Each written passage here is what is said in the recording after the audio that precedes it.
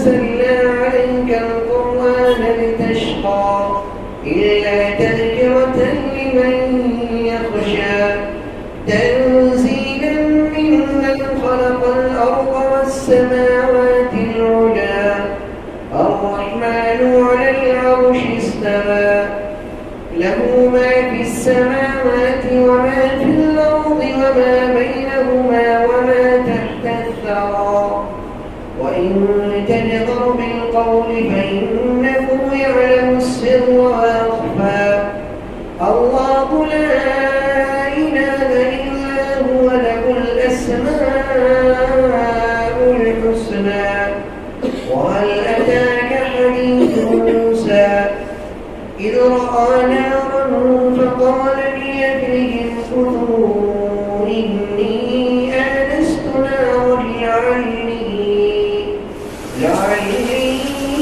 آتيكم منها بقبس أو أجد على النار هدى فلما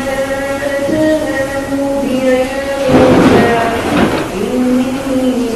أنا ربك فاطلع علي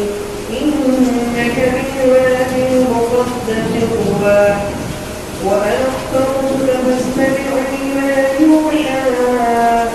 إنني أنا الله لا إله إلا أنا فاعبدني وأقم الصلاة لذكري إن الساعة آتية أكاد أخفيها لتجزى كل نفس بما تسعى فلا يصدنك عنها من لا يؤمن بها واتبع هواه فتردى وما تلك بيمينك يا موسى قال هي عصاي أتوكل عليها وأهش بها على غنمي